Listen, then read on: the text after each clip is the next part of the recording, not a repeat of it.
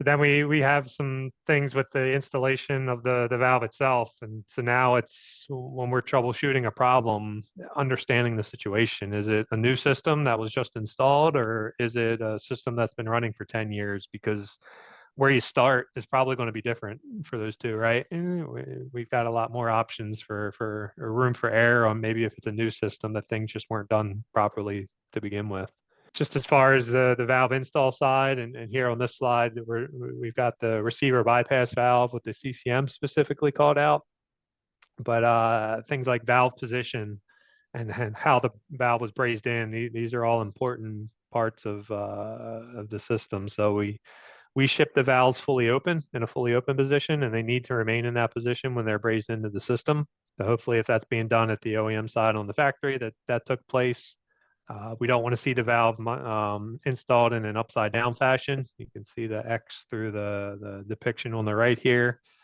That can lead to control options or control issues rather with the receiver valve. And so that's, again, if we've got receiver control issues, one of the first questions we might ask, is this a new system, a new store, or is this something that's been out for a while? And if it is a new store, then maybe we do check on these things first. If it's a system that's been running for 10 years, we're probably going to assume this was done properly, or else it would have shown some issues well ahead of that 10-year range. But once we get a good understanding of that, then we can move on to some other things that I've got showing on the right side here. So again, if we look at the controller side, is it a new install? Is that main switch on? And for us, main switch is a term that's both, there's multiple aspects to it. There's a soft main switch in the controllers. So whether this is the EKC or the pack controller, it's no different. There's a main switch function that we would basically say, do we want the controller to start regulating the system, or do we want it to just kind of be in a stop function? Maybe I'm servicing the system and I need to shut everything down. So guys that aren't familiar with that may not know that they need to go into our controllers, EKC or pack controller, and turn a main switch on, which would either be done through service tool if it's on the pack controller, or it would be done through the buttons at the display of the EKC if they're using that device. And so the other one we talked about, that would that include that digital input one? Yep. So that's the other side of the main switch function, is the hardwired side of it. And you're exactly right there that if that switch, either if we didn't have that jumper in place on the EKC, or if it was being used for it's intended for, and a phase loss occurred, and opened up the monitor, then we would show this as a main switch off position as well in the EKC. Do you need to do a hardwire for the 772? No, so that's an optional setting. So if you want to use it, you can turn it on in the setup. But if you don't want that, you don't have to have any jumpers in place. You can just through the setup say not using it, don't need it. Perfect. Clarity, we've talked about some of that, and again, especially on a new install, that's something we want to double check if some of our valves aren't operating properly. And then on the pack controllers, we just talked about addressing. So that's somewhere else on a new install that we'd probably focus in on if we've got some issues with the receiver valve not opening or closing properly, is did they actually assign the point right in the program? Yeah, because that's important. That's like the first step before you start programming anything, is making sure that you have those addressed correctly. And if this is something new to you, you don't do a lot of controls, make sure you check the addressing. Yep, that's exactly right. And then if we are dealing with a situation where it's a system that's been running for a long period of time and they're having control issues, then we may tend to focus on some different things, at least to start. And one of the things is has the valve gone bad if the motor's burned up for some reason? So you can see here that the 4 wires we have coming off the CCM valve for the 2 motors, we can ohm those 2 wires out. So it would either be the red and green wires for one motor, or the black and white for the other. We want to see somewhere around, and I maybe see this, it could be 7 or 8 ohms, I'd say, from what I've experienced in either direction, and still be okay. But we want to be in the ballpark of about 52 ohms on those 2 leads to tell us that the motors are okay. If we're outside of about 8 ohms in either direction, then that's a good indication that maybe the motor's burned up and we've got issues. Yeah, and that's so important. And always check those if you're running into those issues. So this is a mechanical check. You can do it with your meter. Check it just like Chris said, check it across them, check it to ground to it itself. It's Yep. key because maybe that's why it's not opening and closing, and it's a simple check. Can you Yep. check them while they're wired up, or do you have to unwire them? What do you Now recommend? you want to remove them from the controller to check that. Yeah, you wouldn't want to do it while they're tied into the terminals. Perfect.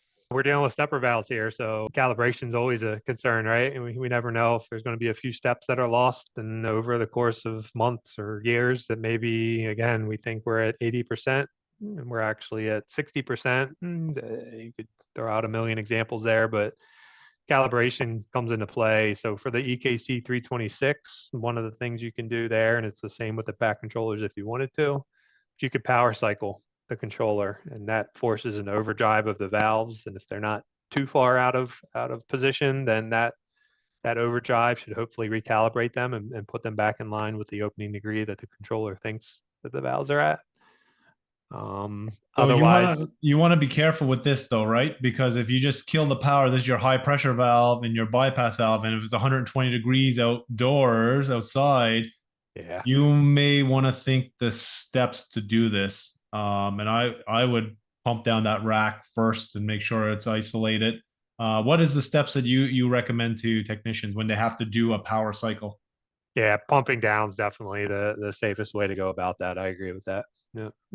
Because you got more time. Because how long does it take to re-engage? It probably starts up right away, but that whole rack is going to take a lot longer to start up, maybe 5, 10, 15 minutes to start up a whole rack from shutdown. And even when you're just dealing with the EKC, it's only valves, but it's still the two most important valves in the system. So if you're almost creating a trap point between Yeah. the outlet of the high pressure valve and the receiver by closing those two valves off, even for a few seconds. Yeah, So because if you isolate, shut the power off there, that high pressure valve closed, your discharge pressure is going to skyrocket, and you're going to yep, hopefully trip off on your high pressure control first, and then your next step, I think, would be the relief valve after that, or the it would. compressor will shut down. So you want to make sure you before you kill the power to recalibrate them, take these proper steps, and the manufacturers have this all in their manuals. If you look at all the major manufacturers, they'll talk about how to properly pump down the system. I recommend anytime you're servicing CO2 system or any rack,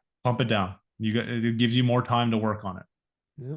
And then it is again a stepper valve, just like any other one on the market from the standpoint of you can take a manual actuator, whether it's ours or someone else's, you can manually drive these valves open and close as well if you have a tool to do that. So if you've done some of the other things as far as the power cycle and ohming out, and you still got concerns that maybe it's not in the right position, or you want to see if we're even able to drive the valve at all, maybe just to see if it's the controller that's the issue or if the valve's stuck, then the manual actuator can help to kind of confirm that, and you can use that to see if the valve will open and close.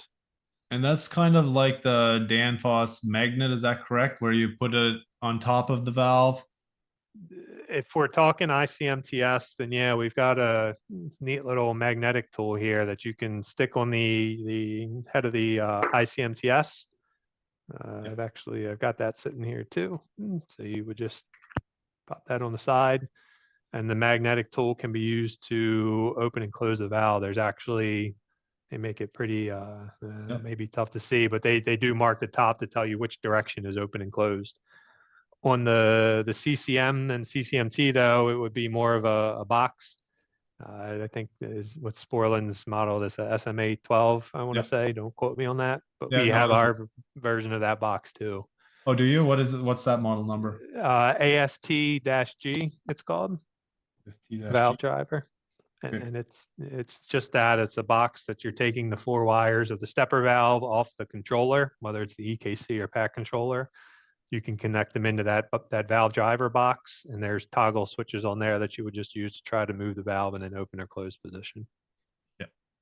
And that's something that's key, that this is a service tool. If you're working on a lot of these systems and it does have a lot of these valves, you need that. That's a service tool for us. Don't think it's something that you shouldn't have. If you're working on these all the time, at least someone at your company should have it, or because 2 o'clock in the morning you might need to check these valves. Yeah, I mean, if they're not operating properly, these two valves, that's the whole system's going down at some point, whether it's an hour or 6 hours, depending on what position they're in and all the other conditions. But high likelihood that the whole system's going to go down if these valves aren't operating properly. Yeah, and another big thing that I learned too is that just say this CCM T valve did fail, it's shorted out or it's 100% closed. There's usually a lot of times they'll put valves on, the manufacturer will put valves on these valves so you can isolate. So it's just say it failed 100% open, you can close off the valve to manually do it until you get, someone's going to have to sit there. That's our job. Sometimes sit there and play with it to close it off if it failed open. Now, if it failed 100% closed and there might be a bypass around it. Some manufacturers do that. If they don't, you could use your manifold set, find a point before the valve, find a point after the valve to get your customer up and running for that night until you get the replacement. Yeah. They see, and then just to maybe even last bullet point that ties into that a little bit. The good with the CCM is that you don't necessarily have to, depending on where the failure occurred and what you have to replace.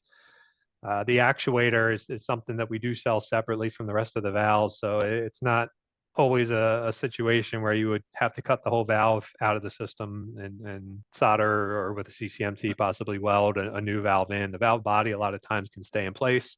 You can open the valve up with a wrench and then drop a new actuator in Okay, to save you some that is time. great. So do you have to take that out when you're brazing it in? Should these be apart?